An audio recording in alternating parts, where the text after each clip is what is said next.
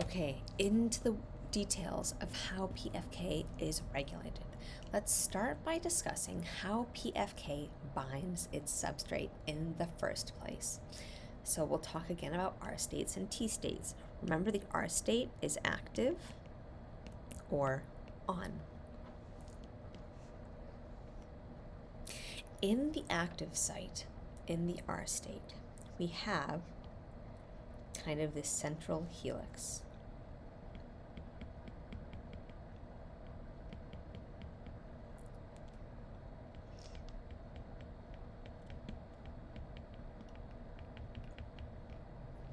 On this helix, we have an arginine and a glutamate.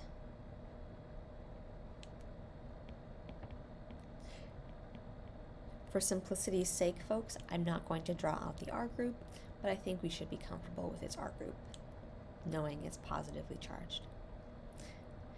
This positively charged arginine forms a nice, strong, attractive interaction with one of the substrates, fructose 6-phosphate.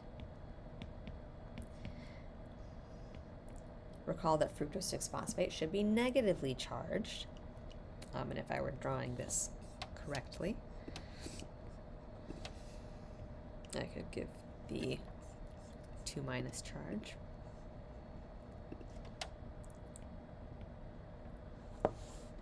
So you can see how Coulomb's law would show us that this is a nice, attractive association, favorable for this R group to be binding substrate.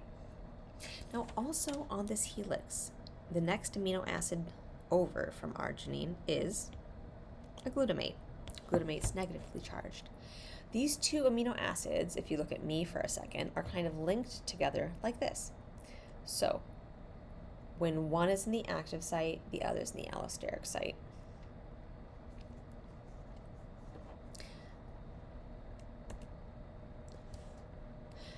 This enzyme can be activated by a variety of small molecules in the allosteric site. For example, ADP, AMP, and fructose 2,6-bisphosphate are all activators. Let's talk for a moment about activation using ADP. Again, I'm going to bring in this helix.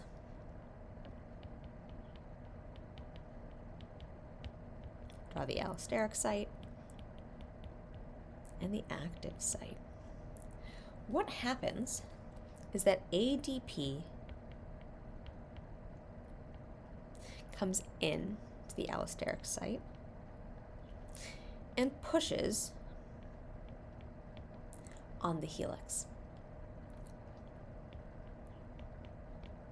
This pushing moves the helix such that arginine is swinging into and stabilized in the active site. We can understand this as activation because when this arginine is kind of stuck in the active site,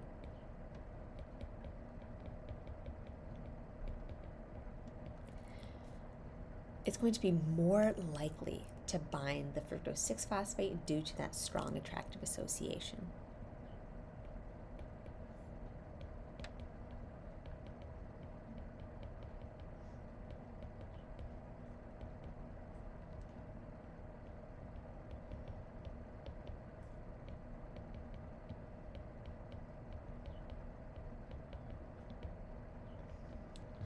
We're going to bind that substrate well. That's what's going on with the activation of PFK.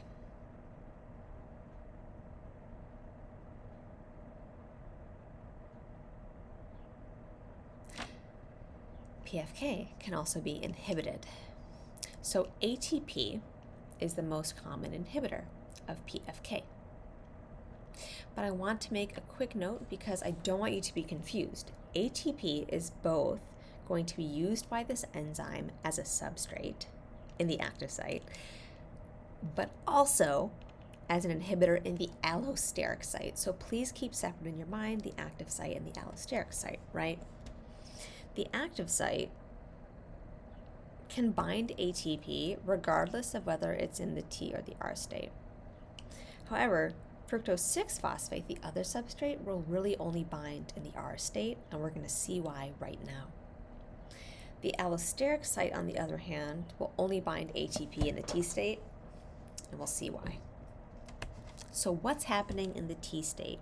Recall, T state means off or inactive. Well, we're still going to focus in on that same helix in the allosteric site.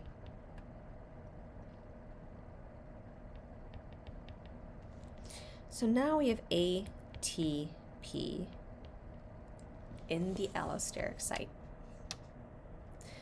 This ATP in the allosteric site has enough negative charge now to attract that arginine towards it.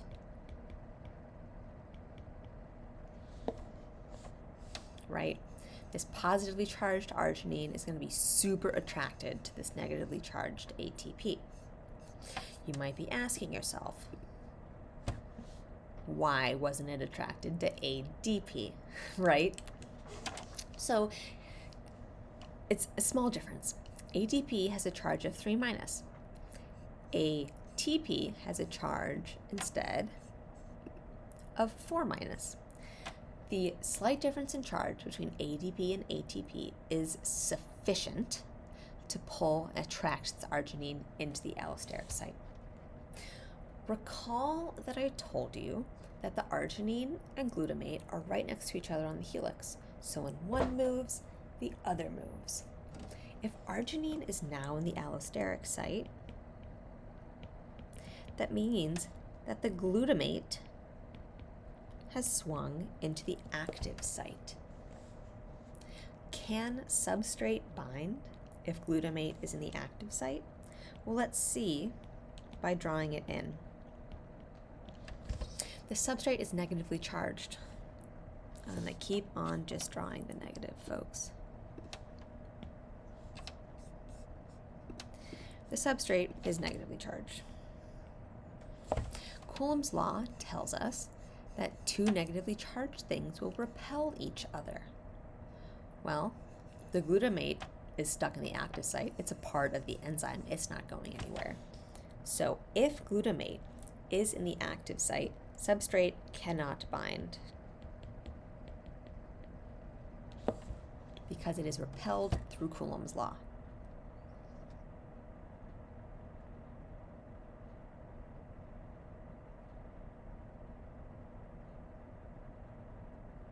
And that's what's going on here. We should understand kind of the structure function of what's happening in the active site and in the allosteric site.